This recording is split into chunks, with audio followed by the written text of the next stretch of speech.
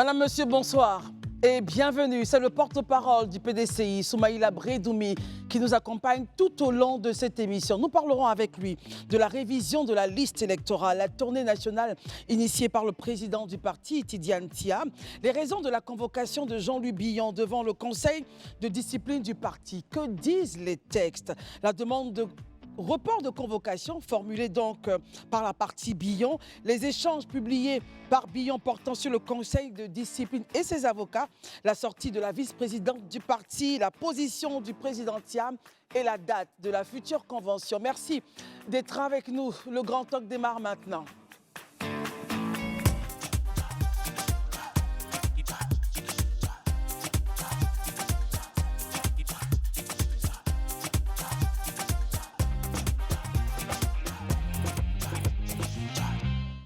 Merci en tout cas de votre fidélité à ce programme. Nos amis sont là pour, avec le porte-parole du PDCI-EDA, faire toute l'émission, mais surtout savoir, in fine, est-ce que le PDCI ira en rang serré à la grande rencontre d'octobre 2025? Herman Aboua est avec nous, Pascal Kwame-Soukier est avec nous, Marius Komoué, bonsoir. Bonsoir Christelle. Bonsoir. Bonsoir à vous, messieurs, dames, bonsoir. Bonsoir. Aujourd'hui, c'est un grand oral, donc avec le porte-parole du PDCI qui arrive. Alors, entre les questions récurrentes de convocation de Jean-Louis Billon, qui fait donc face à une résistance, on va dire farouche, de certains caciques du parti, il faut rappeler qu'il était conseillé, du moins convoqué par le conseil de discipline de celui-ci, notamment pour des accusations de troubles à l'unité du parti. Ces démarches, en tout cas, sont perçues par certains cadres comme des facteurs de division.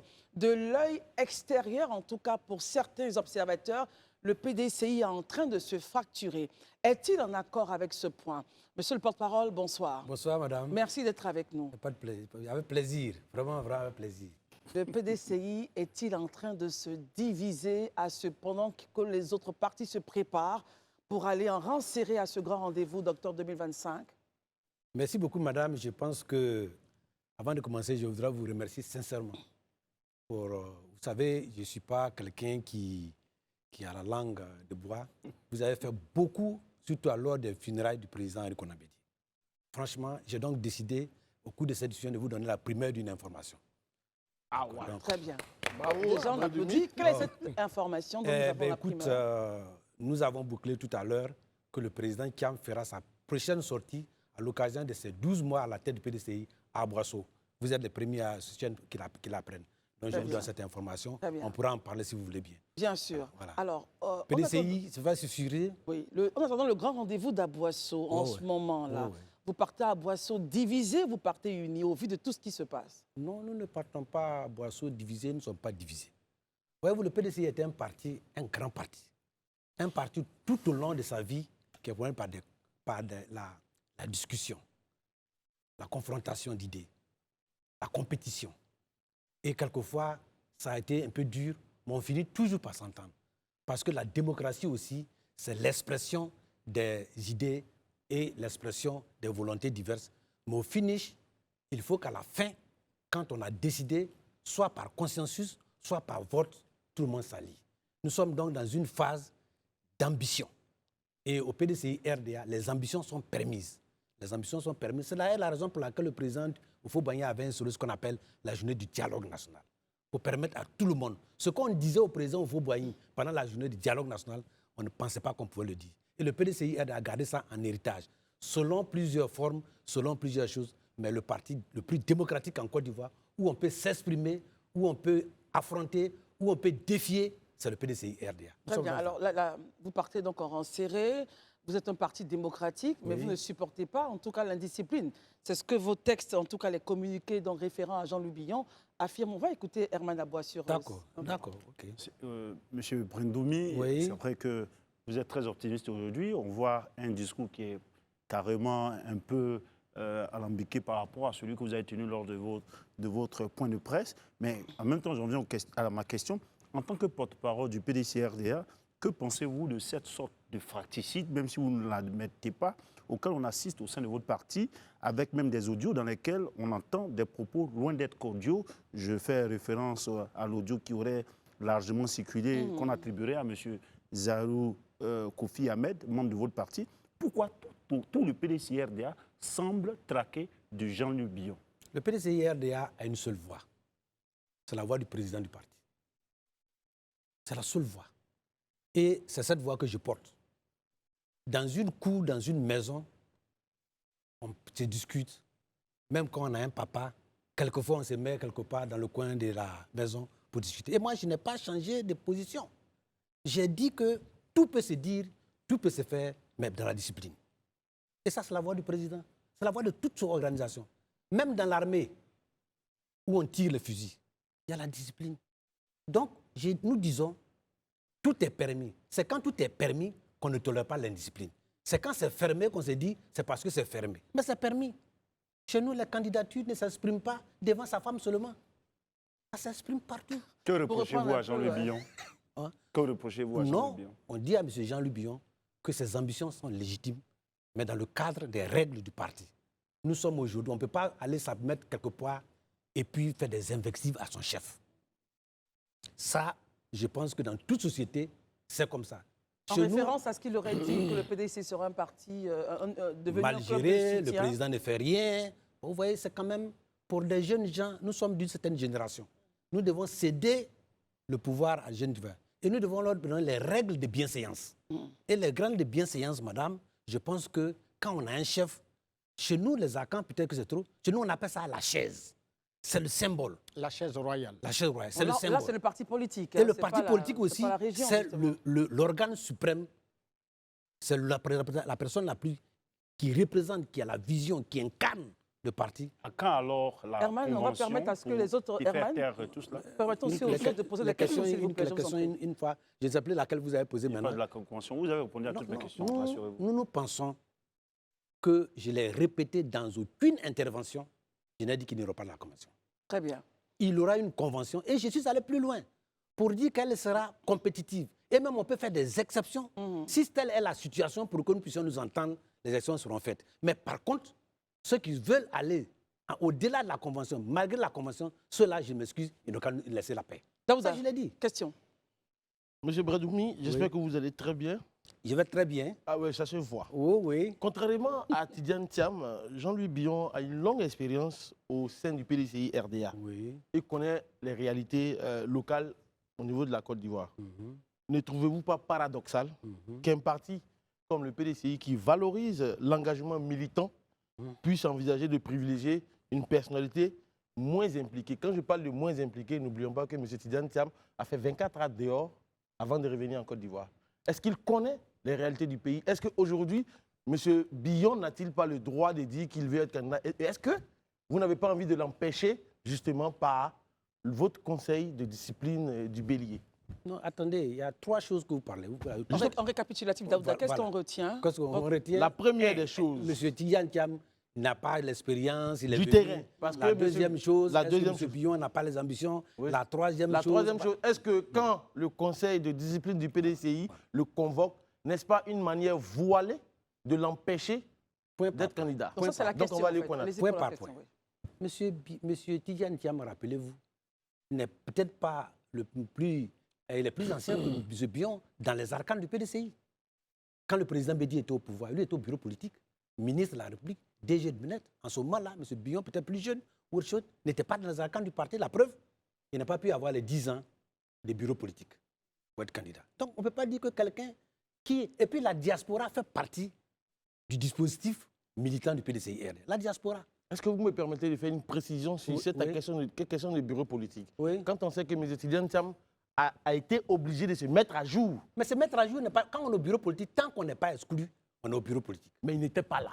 Mais il n'était pas là. On ne va pas faire un débat. Quand on est à l'extérieur, quand on est ambassadeur, quand on a un travail à l'extérieur, on a aujourd'hui, une des plus grandes bases du PDCI, c'est la diaspora. Et c'est mieux que même quelqu'un de la diaspora puisse venir vers Salon. Ça montre que où qu'on soit et quel que soit ce qu'on fait, quand on a du mérite, on peut te faire appel. Alors, discriminer par rapport à la diaspora, Est-ce que c'est ce qu'on veut dire aujourd'hui? Vous n'êtes pas en Côte d'Ivoire, vous travaillez pour la Côte d'Ivoire, vous servez la Côte d'Ivoire, et puis parce que vous avez vécu à l'extérieur, alors on dit non, vous êtes pénalisé. Êtes-vous en train de Très nous bien. dire que Daouda. Makin, c'est prudentiel, il travaille pour la Côte d'Ivoire? Daouda, s'il vous plaît, permettons que la parole tourne. S'il vous plaît. Deuxième point que vous avez S'il vous plaît, monsieur. Monsieur Bandoumou, Oui. permettez. Permettons que la parole tourne pour que tout le monde puisse avoir le temps de poser des questions. Je vous en prie. Une question, à la limite, une relance, et puis on continue. Voilà. Je vous en prie. Mais Donc, répondons à la question. c'est et puis on passe important, à c'est Marius important. Komboé. Mais les Ivoiriens ne travaillent pas tous pour la fonction publique. À ce que je sache. Quand vous travaillez dans une structure, que la structure vous affecte à Washington, ou que vous affectez à Londres, alors vous n'êtes pas Ivoirien, vous ne servez pas le pays. Vous donnez l'image du pays. M. Tidjane Thiam est celui qui a donné une image de la qualité de la formation du pays dans tout le monde entier. Et ça, les Ivoiriens doivent en être fiers. D'accord. Très bien. Marius La Komboé, dernière question question. n'a pas été répondue. La dernière question, c'était celle du Est-ce que Conseil ce de n'est pas, discipline. conseil de discipline, est-ce que ce Oui, n'est pas une très façon bien. de l'empêcher? Dernière question. Un conseil de discipline n'est pas forcément une sanction. Le mot commence par conseil. Le mot commence par conseil. Mais c'est quand même de discipline. Hein. Ah oui, mais c'est ça. Quand nous avons notre famille, nos enfants, quand un moment donné, tous les enfants venaient, je vous avais. Tout le monde a un peu peur. Mais à la fin, on vous dit, voilà la voie à suivre. Si vous comprenez que vous avez un terrain en commun et que l'union et la discipline peuvent vous permettre de gagner, alors on y va. Maintenant, si vous continuez, malgré tout, alors les sanctions font. Je ne peux pas présumer ce que le conseil va dire, mais le conseil de discipline n'est pas automatiquement une sanction. Pascal et ensuite Marius Komboé. Oui, monsieur le porte-parole du PDCI-RDA, bonsoir de nouveau. Bonsoir, madame. De report en demande de justificatif ou de pièces avant de se présenter, si depuis le 4 décembre, date à laquelle vous avez convoqué M. Jean-Louis Billon, jusqu'à une éventuelle fixation de date de convention, cette convocation n'était pas honorée. Est-ce que les textes prévoient une deadline à ces différents reports, même si justifiés, semble-t-il, par M. Jean-Louis Billon? Le conseil de discipline, ce n'est pas un tribunal. Ça, je peux vous le dire. Le conseil de discipline ne fonctionne pas comme un tribunal. Il peut donc ne pas se présenter si les raisons sont bonnes jusqu'à la convention. Écoutez, le conseil de discipline tel que je connais, le PDCI est un parti de dialogue. Ce n'est pas un tribunal. Le conseil de discipline a pour rôle d'écouter d'abord. On ne peut pas sanctionner, on ne peut pas accuser quelqu'un sans l'avoir entendu la personne elle-même. C'est le premier objectif. Le deuxième objectif, c'est qu'on s'accorde sur ce qu'on doit faire. Est-ce que les raisons qu'il apporte, est-ce que ces raisons sont valables? Est-ce qu'on peut trouver une solution en interne? S'il émet des idées pour lesquelles il a été empêché, ce que je ne crois pas, alors on trouvera une solution. Mais le parti, M. Jean-Louis Billon, vous savez, quand on parle d'une personne, il faut savoir dissocier la personne et le rôle. En tant qu'individu, il n'y a pas de problème. Mais là, il est un militant. Un militant, il y a des règles de fonctionnement du parti. Où on est militant, on respecte. Où on n'est pas militant, et ce que je l'ai dit, en ce moment-là, on va ailleurs. Mais les règles sont claires. Il y a des organes qui sont là. Il y a des structures qui sont là. Si vous avez un problème, vous les saisissez. Il y a le conseil des sages. Je peux vous même dire que, de manière ad hoc, il y a un certain nombre de doyens qui l'ont rencontré. Il y a un certain nombre qui l'ont rencontré plusieurs fois. Et donc, on essaie de faire comprendre que vous êtes, au départ, on a dit quoi? On a dit, les gens ne veulent pas qu'il y ait la convention, que c'est une convention d'investiture. Alors, les textes disent que c'est une convention d'investiture. On dit le candidat du parti est désigné à la convention qui finit le programme, mais cette convention s'appelle la convention d'investiture.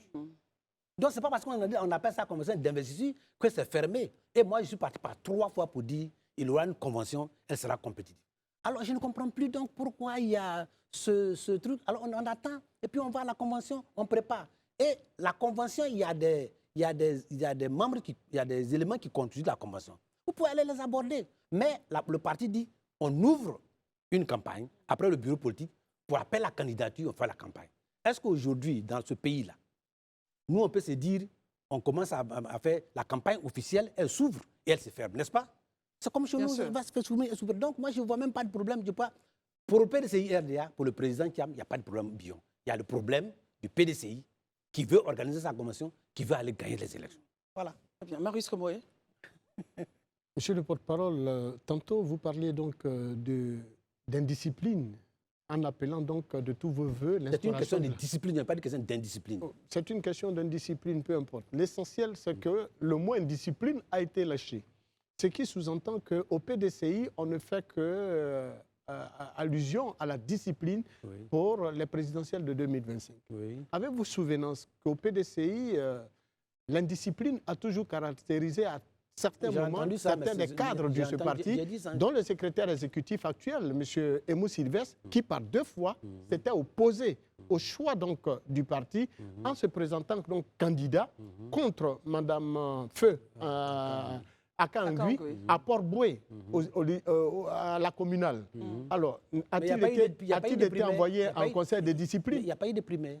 Mais a-t-il été envoyé en conseil de discipline à cette époque? Mais il a été sanctionné. Mais non.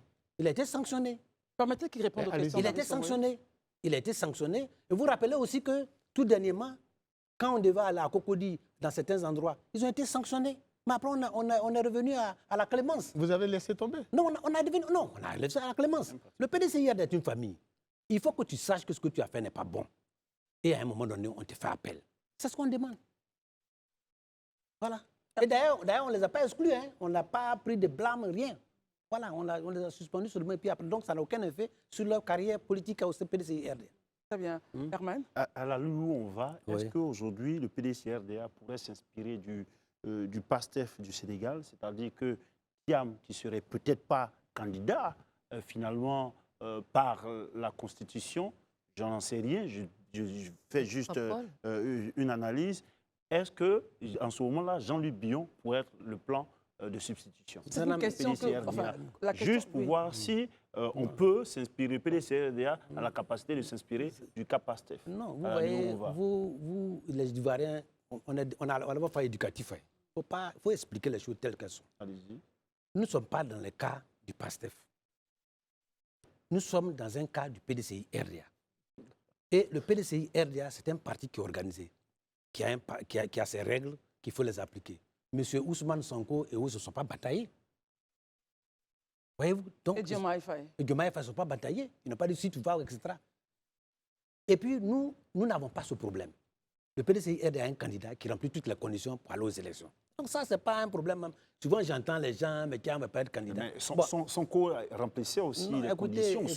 Mais c'est la violence. C'est la violence. Vous voulez qu'on aille en violence? Il vient de dire quelque chose quand même. Il dit le PDCI-RDA a un candidat qui va aller aux élections. Oui, le PDCI-RDA, pour nous, jusqu'à ce que la convention, les gens, quelqu'un qui a eu 96% du même électorat. En moins d'un an, ça peut s'éroder, mais pas jusqu'à moins de 50%. Donc, il y aura une convention bientôt. Ah oui, il y aura une convention. Donc, pour nous, voyez-vous, c'est comme le premier de la classe, sauf s'il est malade.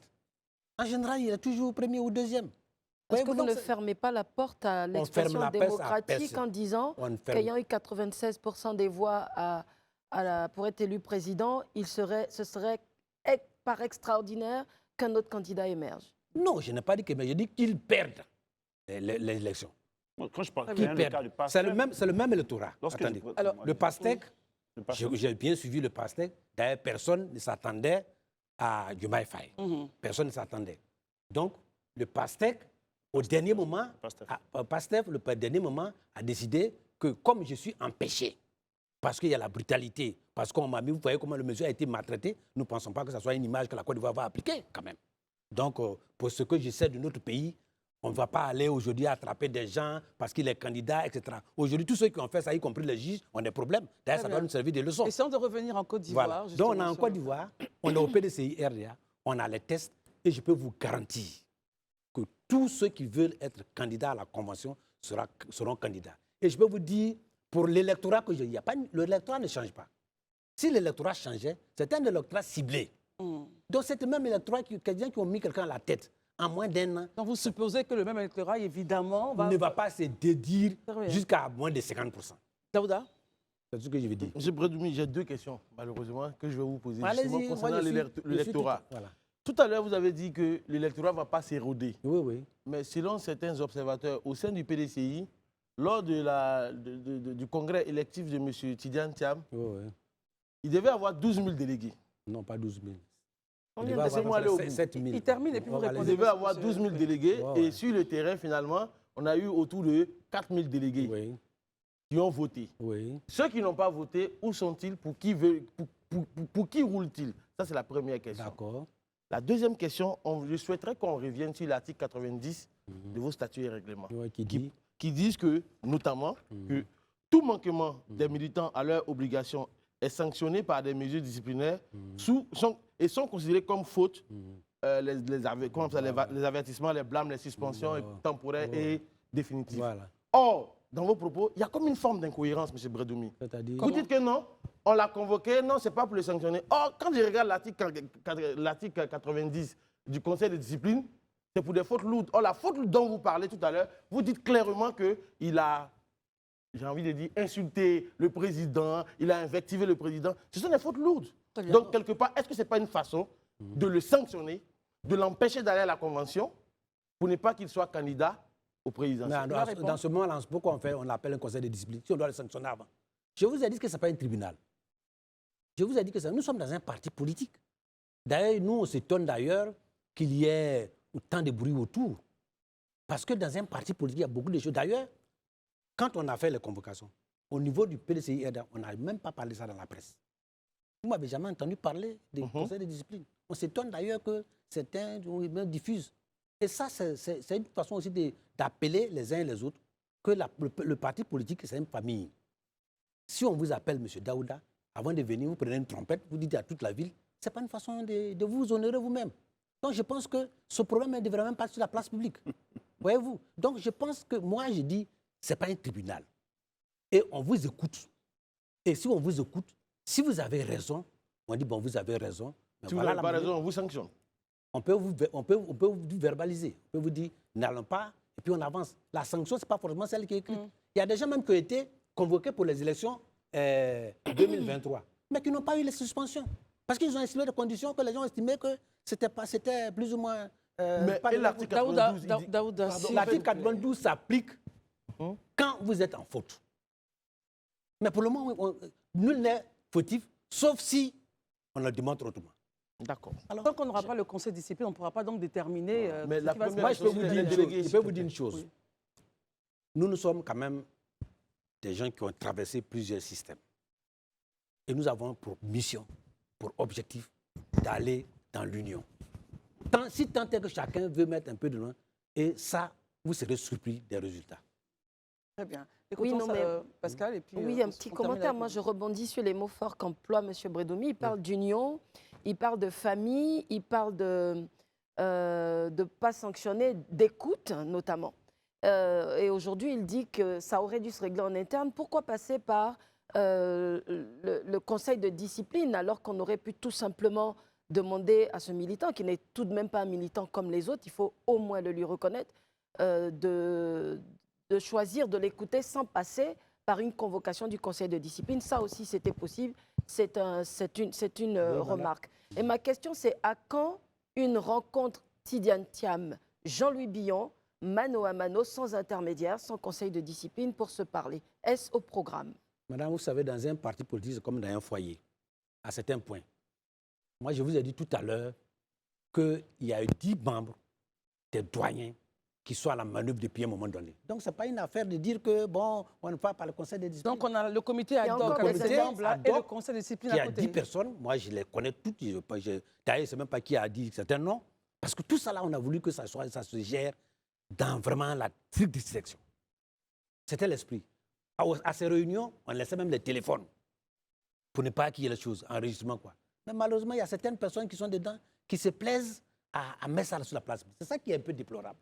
Donc, le conseil de discipline qui écoute, s'auto-saisit. Il a dit, mais cette affaire-là, il faut que nous, quand même, à un moment donné, on va pas laisser ça pourrir. Il faut qu'on écoute les uns les autres et puis qu'on puisse régler ça. Donc, pendant ce temps, le comité ad hoc continue de faire ses manœuvres pour mais le comité ad hoc continue de faire ses manœuvres. Et le président, j'ai expliqué lors de ma conférence de presse, vous étiez là-bas, que quand le président Thiam a été élu, voyez-vous, il était candidat contre M. Akossi Benjo, qui, pour des raisons judiciaires, n'a pas pu, contre M. Yassé, qui est allé jusqu'au bout. Mais M. Yassé est membre du secrétariat exécutif. Il a accepté, lui qui a fait la compétition, et il a tendu la main à tout le monde. Donc c'est quelqu'un qui tend la main à tout le monde.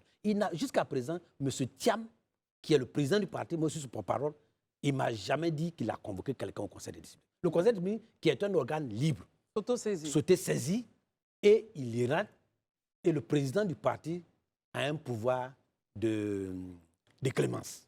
Ah, très bien. Donc, on peut arriver à une décision assez complexe du Conseil de discipline et le président Thiam, dans sa magnanimité, il va prendre donc une décision pour annuler. Je dis que je vous explique comment le parti fonctionne. Très bien. Que le président du parti a un pouvoir de clémence. La preuve, tous ceux qui ont été suspendus pour les élections de choses, on les a pratiquement graciés, on va dire. Voilà. Donc, ou bien amnistie. Marius, question. Non, mais on connaît tous comment fonctionne le PDCI. Une association, fut-elle un parti politique comme le PDCI-RDA. Oui. Alors, à dire vrai, au PDCI-RDA, vous n'avez pas que le conseil de discipline, vous avez le conseil des sages, vous avez les bureaux politiques. Le bureau politique ne s'est jamais réuni depuis plus d'1 an. Non, le bureau politique, c'est pas... Depuis l'avènement de M. Thiam, en tout cas, le bureau politique ne s'est jamais réuni. Pourtant, c'est une instance importante de décision. La politique, c'est la saine appréciation des réalités du monde. M. Thiam a été élu, il avait pendant 1 an et 9 mois la gestion des funérailles du président Bédié. 1 an et 9 mois sans bureau politique. Attendez, il avait... Marius, permettez à l'invité de répondre, je vous prie. Il était en train de gérer les funérailles du président Bédié. Vous ne vous rappelez pas que le président Bédié est mort le 1er août et qu'on l'a enterré en 2023, qu'on l'a enterré en 2024? C'est quand même quelque chose de sérieux. À ce moment-là, on va aller convoquer un bureau politique. Après les funérailles du président Bédié, on allait finir. On était automatiquement en train de préparer la liste électorale, qui était quelque chose d'important. Actuellement, on a mis des comités pour actualiser notre base de données. Non, notre programme. On avait fait 44 000 milliards en 2020, on n'est pas allé aux élections, mais il faut l'actualiser. Donc, c'est ça qui est le plus important. Et quand on va à un bureau politique, les gens nous disent, mais où est votre programme? Où est votre chose? Qu'est-ce qu'on va décider? Il faut venir avec de la matière. Donc, il y a un plan qui est prévu. Il y a un plan prévu. Et je vous dis que la convention ne peut pas se tenir sans qu'il y ait un bureau politique, puisque c'est exigé. Et ça, c'est tout. Et ça sera tout ça va se faire en 2025. Parce que vous ne jouez pas la montre alors. S'il vous plaît, permettons que la parole soit partagée. Messieurs, c'est là, je vais vous dire une chose. Permettez-moi. Le PDCI-RDA n'a jamais été aussi en action pour le pouvoir qu'avec le président Thiam. Ça, je vous l'ai dit. Il est arrivé, il a fini. Il y a eu le recensement. Il a fait les tournées. Et vous voyez qu'aujourd'hui, nous sommes le lead des idées. Quand nous donnons une idée, quand le président Thiam donne une idée, ça fait débat. Quand on a parlé de 4 millions de bases à récupérer, ça fait des débats. On a l'IDH. Quand on a parlé de l'IDH, ça fait... À Boisseau, il va lancer une autre idée, vous allez voir. Donc, on a aujourd'hui l'homme qui joue et les autres applaudissent et les journalistes commentent. Marius, une relance et puis on passe à Herman. J'ai entendu tout à l'heure, vous avez parlé de 44 000 milliards relativement à l'élaboration de votre budget. C'était en 2020. Oui, est-ce à dire que si vous devrez l'actualiser, certainement, ça va grimper. Et si ça grimpe, même si vous restez sur les 44 milliards, mais les 44 000 milliards... Sur 5 ans. Sur 5 ans, oui, bien sûr. Oui. Mais vous allez aller les chercher où? Bien entendu, dans la poche et les porte-monnaies des Ivoiriens. Non, là où nous payons déjà 15 000 milliards pour le régime actuel. Quand le président Bédié l'avait financé, fait ça en 2020, on peut faire un bilan, on peut faire un budget plus bas comme plus haut. En fonction qui sera plus bas ou plus haut, je viendrai vous expliquer. Très bien, Herman. En question, selon un confrère... En tenant compte des 35 000 milliards de dettes. Selon un confrère en ligne que je vais citer, Enquête Média, le porte-parole du président Thiam, Mac Arthur-Goliti, a été évincé suite à des dissensions aux allures d'influence du parti et, le porte-parole du président Thiam et celle de la famille biologique, Mac Goliti. Mais dans tous les cas, on ne le voit plus auprès de lui. Il a été à un moment donné son porte-parole jusqu'à ce qu'il ne devienne président. À quel niveau porte-parole? Pour quel organe? Non, c'est pourquoi je vous pose la question pour avoir des éclaircissements. Est-ce que dans ce passé récent, il arborait quand même la casquette, dans un passé récent, il arborait quand même la casquette de porte-parole de M. Tidjane Thiam? Qu'en est-il en réalité? Est-ce que les faits sont avérés? Et quelle lecture vous faites de cela? Il ne faut pas mélanger les choses. M. Tidjane Thiam, je parle de lui ici en tant que président du PDCI-RDA.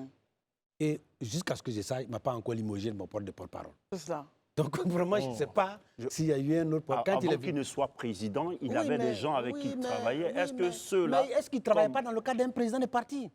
Comment voulez-vous qu'il est quelque part ailleurs, il vient président de parti? Aujourd'hui, il a besoin des gens qui connaissent le parti, qui peuvent communiquer du parti, qui peuvent parler du parti, du développement de la Côte d'Ivoire, qui affrontent. Moi, je suis là pour affronter mes adversaires. Mais si lui n'a pas ce profil-là, voulez-vous accuser M. Thiam parce qu'il n'a pas ce profil? Donc les raisons, c'est parce que ces personnalités-là n'avaient pas de personnes qui maîtrisaient le parti. C'est des choses, si moi quand je suis dans mon village, en tant que chef de famille, j'ai un porte-parole.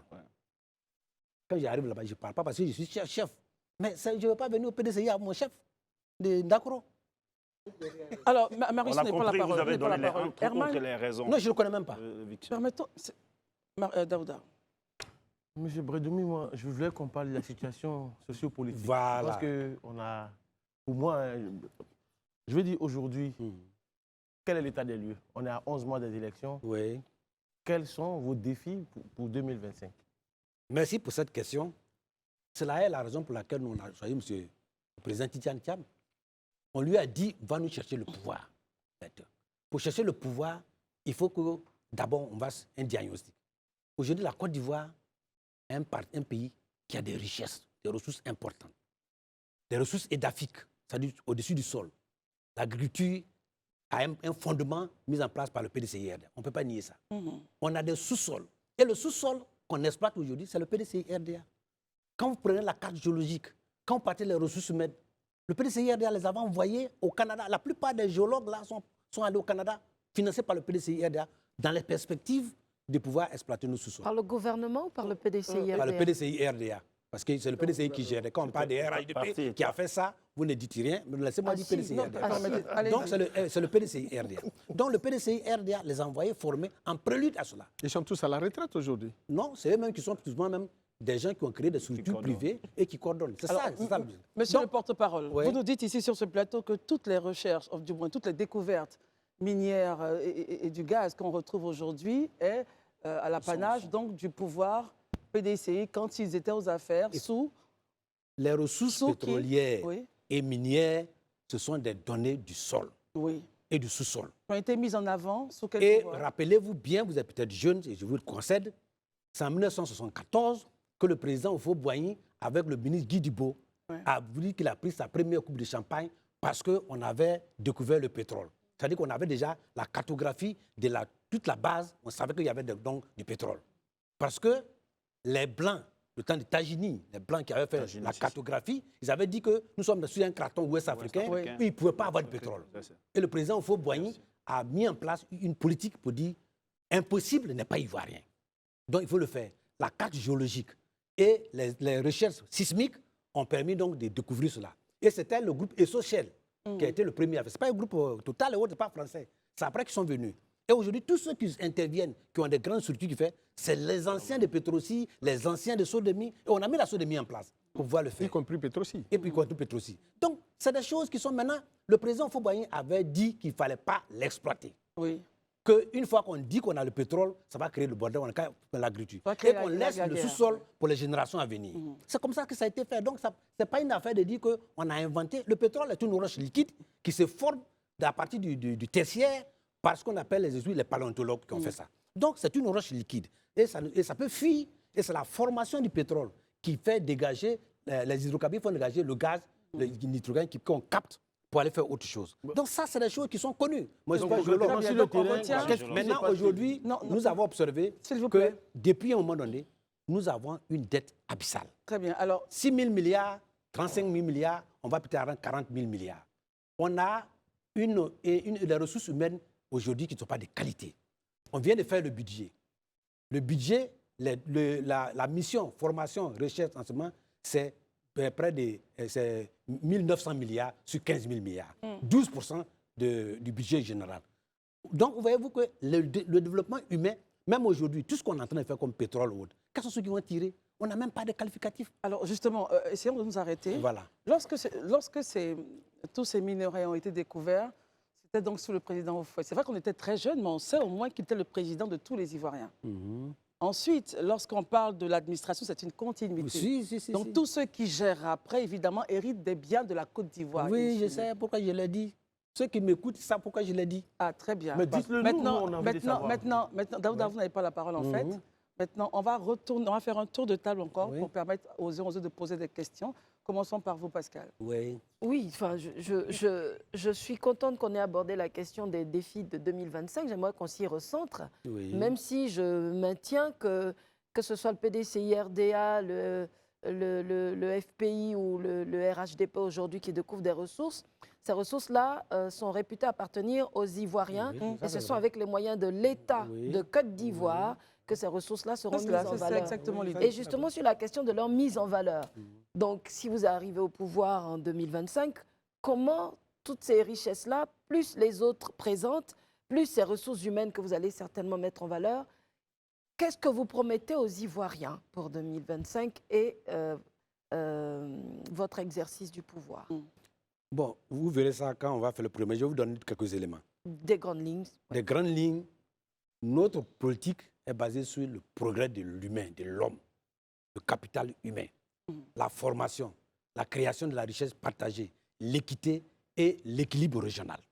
Ça veut dire quoi, l'équilibre régional? Oui. Ça dit que quand vous êtes à Téini, Oui. où vous avez des conditions de vie difficiles liées au climat et au sol, les sols les plus pauvres sont là-bas, on n'est plus le moins là-bas. La richesse du pays doit faire en sorte que vous ayez un minimum. C'est l'équilibre, c'est l'équité.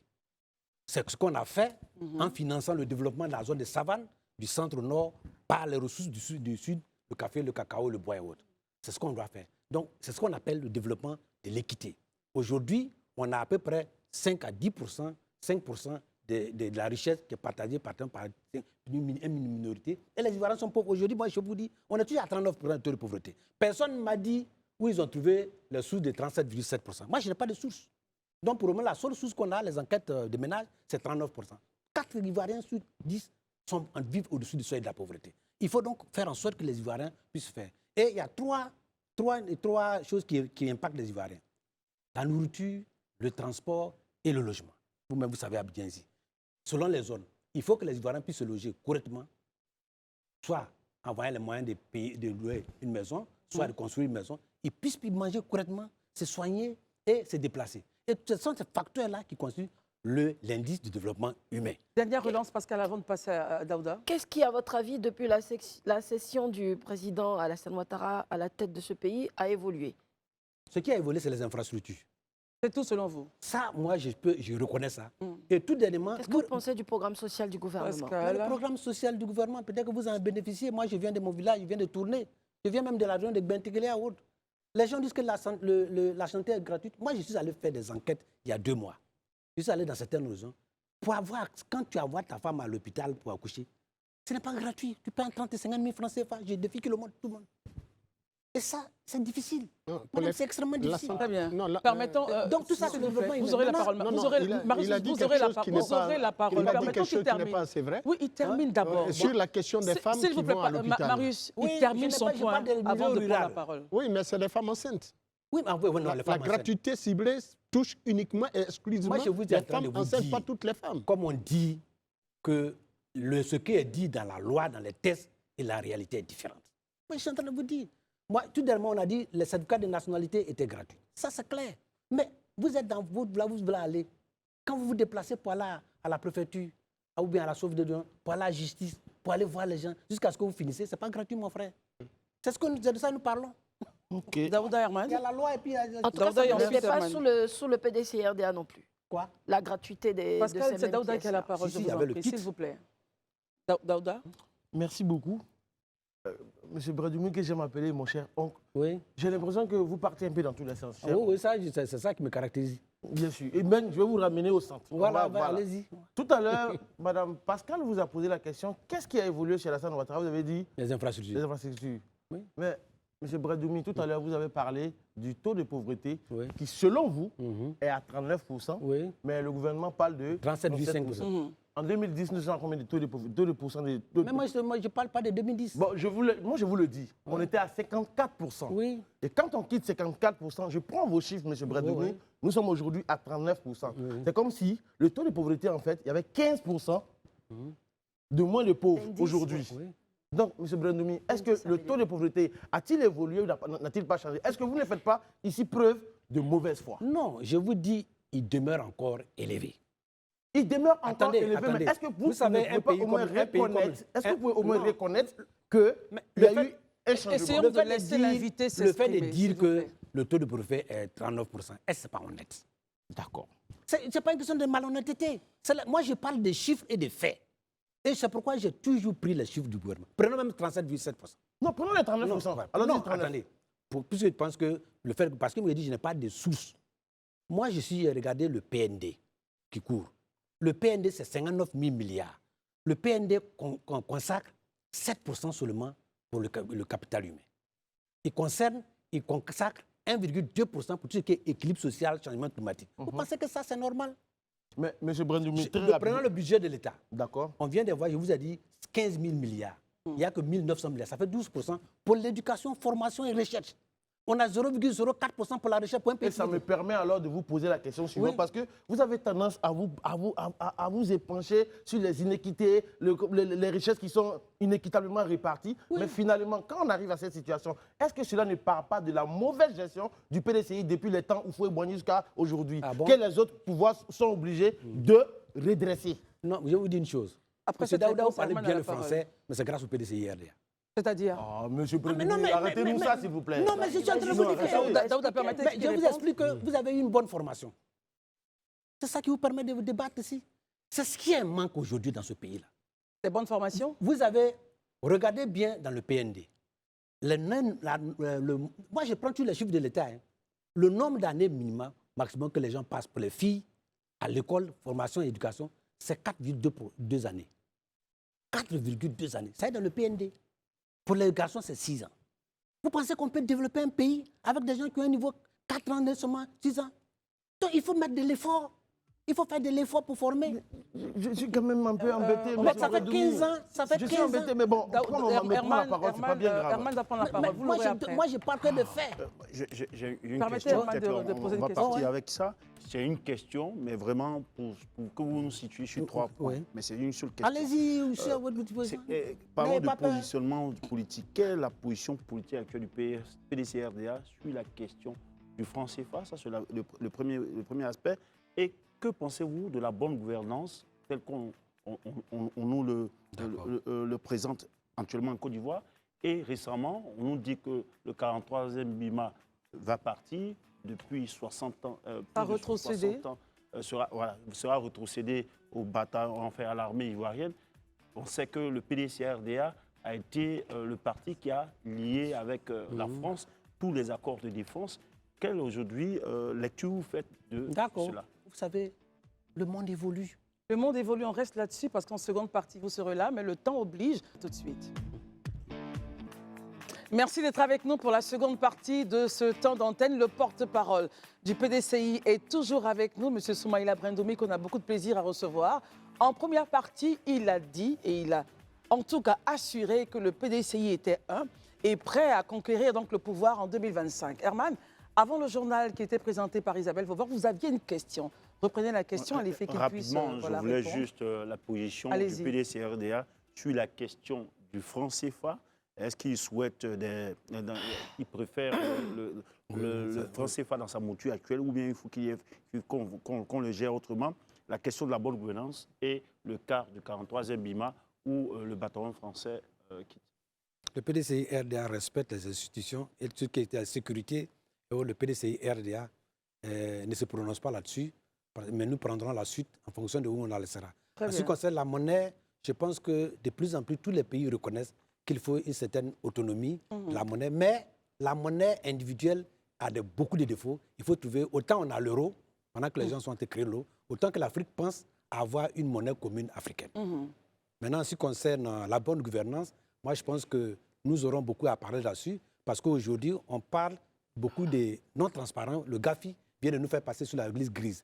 Cela veut dire que déjà, on est en régression. Alors moi, je voudrais revenir sur une question économique. Monsieur Brandoumi, Soumaïla, vous avez dit que 44 000 milliards pour les 5 prochaines années, c'est ce que prévoyaient pour l'instant vos projections budgétaires. En 2020, le budget du président Bédié. En 2020, vous l'aviez projeté que ça peut rester tel quel. Ou ça peut diminuer au plus. Mais vous semblez être à cheval sur les questions d'indice de développement humain, de consacrer plus de 12% de ces budgets-là aux ressources humaines ou en tout cas à tout ce qui concerne les ressources humaines dans un pays. Quels sont, dans ces 44 000 milliards que vous aviez budgétisés en 2020, le pourcentage que vous aviez attribué à l'indice de développement humain et dans quel secteur? Nous avions, à la Côte d'Ivoire, des engagements régionaux qu'il faut tenir. 15% pour la santé, 10% pour l'agriculture et il faut au moins 1% pour la recherche. Donc, c'est ce qu'il faut faire. Je peux vous dire que tout part de la recherche scientifique, parce qu'un pays sans innovation n'avance pas. Nous pensons qu'on avait fait une réforme au niveau des enseignements supérieurs, on a créé l'unité formation et recherche. Il faut doter chaque UFR d'un budget lié à la recherche avec un contrat plan avec l'État pour donner des résultats. Donc, en ce moment-là, comme nous n'avons pas encore planifié, 2020 c'est déjà passé, puisque c'est plusieurs, comme nous n'avons pas encore planifié, je vous dis que ce programme, je viendrai le défendre et nous allons le chiffrer. Prêt. Nous allons le chiffrer en tenant compte des ressources internes, parce qu'on ne mobilise pas suffisamment des ressources internes. Il y a trop de diversion. Au niveau des secteurs miniers et pétroliers, nous pensons que nous pouvons gagner beaucoup. Au niveau même de l'assiette fiscale, nous pouvons gagner beaucoup. Il y a beaucoup d'exonérations des taxes qui n'ont plus leur sens. Et puis, il faut que dans les grandes entreprises qui sont là, il faut que le contenu local que les gens puissent bénéficier pour faire venir de la richesse en interne. Est-ce que vous avez regardé, durant les 6 ans de pouvoir du président Bédi, est-ce que ce sont des choses qui étaient à l'ordre du jour? Ah oui, l'éducation était toujours à l'ordre du jour. L'agriculture était à l'ordre du jour. C'est le président qui a fait la réforme sur le secteur agricole, en créant l'ANADER, le CNRA, et puis on devait créer d'autres structures liées au financement de la recherche, au financement de l'agriculture. Donc c'était une réforme qui était en cours. Malheureusement, ça n'a pas pu aller à terme. Très bien. Est-ce que vous avez dans votre projet pensé aux questions écologiques qui sont très importantes? Ah oui, le troisième pilier, c'est le développement durable. Et le développement durable du président Thiam, le développement durable, c'est tout ce qui va tenir compte de l'écologie. Rappelez-vous que le président Bédi avait été le premier à décrier l'orpaillage clandestin et on a dit qu'il était xénophobe. Et vous avez vu le rapport que le ministre de la Défense a dit, que le président Bédi avait dit que c'était des gens qui venaient de l'extérieur, on a dit qu'il est xénophobe. Aujourd'hui, le ministre de la Défense dit que 70% de ceux qui font l'orpaillage clandestin ne sont pas des Ivoiriens. Donc il donne raison au PDCI, au président Bédi. Donc c'est un domaine important. Notre environnement est complètement saturé, perturbé, pollué, et ça donne des maladies. Il faut arrêter cela. Daouda? Vous nous avez annoncé d'entrer à l'entame de l'émission que M. Tidjane Thiam sera à Boisseau. Oui. Pour des révélations encore plus fracassantes. Oui. Donc concrètement, essayez de nous expliquer que va-t-il dire qu'il n'a pas encore dit? Un porte-parole ne dit que ce qu'on lui dit de dire. Donc qu'est-ce qu'on vous a dit de dire? On annonce que le président Thiam sera à Boisseau le 21 décembre à l'occasion de ses 1 an à la tête du PDCI RDA à la place Elengan. Il va rencontrer les militants, il va s'adresser aux militants, aux Ivoiriens et il va parler un peu de ses perspectives pour 2025. En attendant son message de fin d'année, le 31 décembre, qui va donner beaucoup plus de détails sur les plans de développement, sur les programmes et comment il va apaiser le PDCI RDA et comment on va aborder 2025 avec beaucoup plus de sérénité.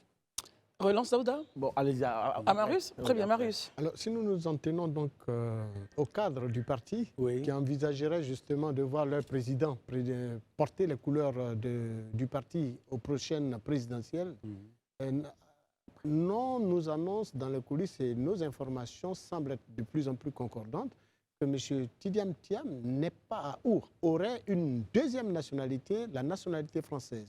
Or, nous savons tous qu'en Côte d'Ivoire, pour être candidat à l'élection présidentielle, il faut être exclusivement de nationalité ivoirienne. Qu'en savez-vous? Ce n'est pas une question dans les coulisses. Tout le monde sait que M. Tidjane Thiam, à un moment de sa vie, a eu la nationalité française. Ça, c'est pas quelque chose qui est caché dans les coulisses. Mais la Constitution dit qu'il faut être exclusivement ivoirien au moment où vous déposez vos dossiers. C'est ça. Au moment où vous déposez les dossiers. Voilà. Très bien.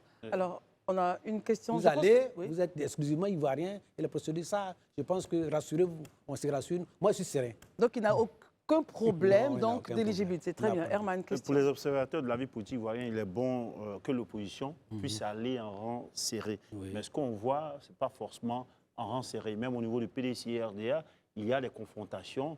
Quand on prend au niveau de l'opposition de gauche, la gauche de l'opposition, on voit que le PPACI annonce un candidat, Afingé aussi qui annonce un candidat, il y a Mme Simon Évêque Gbagbo, il y a aussi, on peut dire Blé Goudé aussi en starting block avec Guillaume Soro, on pourrait le dire. Est-ce qu'aujourd'hui, l'opposition finalement pourra s'entendre pour aller de façon concertée, pour aller challenger le candidat du pouvoir? Le point de vue en politique, si vous voulez qu'on vous prenne au sérieux dans la négociation, il faut d'abord exister. Donc, si vous dites que je ne suis pas candidat, vous n'avez plus le pouvoir de négociation.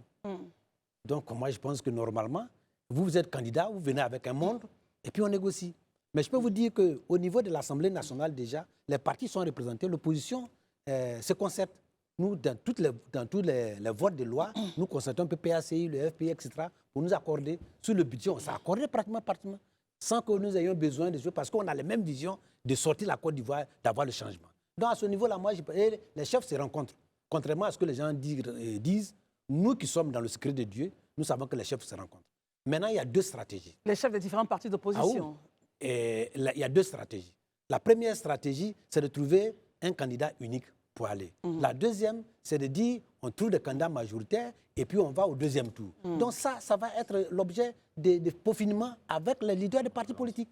Très bien, une relance d'Aouda Derman. Il se dit que depuis septembre, le président Thiam et le président Laurent Gbagbo, il n'y a pas forcément une bonne ambiance. Est-ce vrai? Vous confirmez cela ou bien vous infirmez cela? Non. Vous savez, nous les politiciens, on vous regarde parler parce que ça nous donne de l'importance. Et on ne veut pas qu'on nous laisse dormir comme ça. Et donc je pense que la réalité des faits, qu'est-ce qu'on n'a pas dit de ce pays-là? Que non, moi je pensais au niveau du président Thiam, il était avec le président Ouattara et qu'il va venir jouer le cadre gouvernement. Mais aujourd'hui, les relations sont plus tendues avec le président Thiam, avec le RHDP qu'avec le président Bédié. Moi, je peux vous le dire.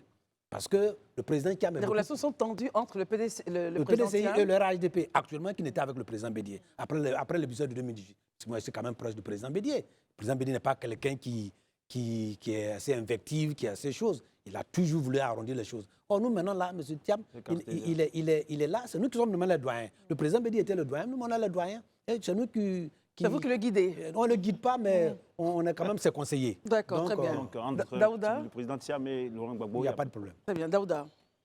Les chefs se parlent, vous avez dit. Oui. Et c'est nous, les simples d'esprit, qui pensons que... Il n'a pas dit simple d'esprit. Non, c'est moi qui le dis ça comme ça. Non, c'est moi qui le dis. Ouais. Nous, les simples d'esprit, qui pensons que tout ne va pas bien entre eux. Mais pour M. Breddoumi, qui est un dinosaure, un baobab, j'ai envie de même dire une bibliothèque, l'une des bibliothèques du PDCI RDA. Quand on se rappelle que de 2000 jusqu'en 2010, il a fallu pratiquement 10 ans entre le PDCI et le RDA, le MFA et l'UDPCI pour former ce qu'on appelle le RHDP, à 11 mois d'une élection, où un président dit qu'il ne sait pas mettre des serpents dans son pantalon, il ne sait pas sauter comme un cabri. Donc finalement, est-ce que vous pensez sérieusement que ce que vous dites, est-ce que vous-même vous y croyez, M. Breddoumi? D'ailleurs, ce n'est pas 2010, c'est depuis 2005 que le RHDP a été passé. Merci pour la précision. 2005.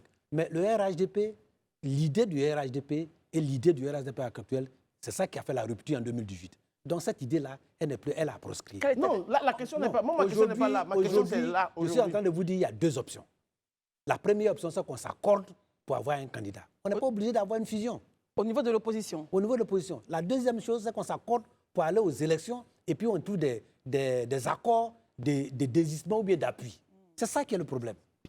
Très bien. Dernière relance, Daouda. Une petite relance avant de passer la parole à Marius. Concrètement, avec les propos que M. Tidjane Thiam tient vis-à-vis des autres opposants, est-ce que vous pensez que ce soit l'option 1 ou l'option 2, quelqu'un le suivrait au cas où c'est lui qui non, est... M. Tidjane Thiam pose un problème de valeur, pas un problème de population. Donc si les autres n'ont pas de valeur, pourquoi devrait-il le suivre? À la violence, est-ce qu'il y a un seul parti politique qui peut dire que moi, c'est la violence? Mais pourquoi l'a-t-il dit alors? Mais c'est pour dire aux gens que nous devons faire la politique autrement. On a connu trop de violence dans ce pays, vrai ou faux? On a vu des morts. Faisons la politique autrement. Moi, je ne suis pas pour la violence. Donc il y a un parti qui est pour la violence? Non, c'était des leçons à donner.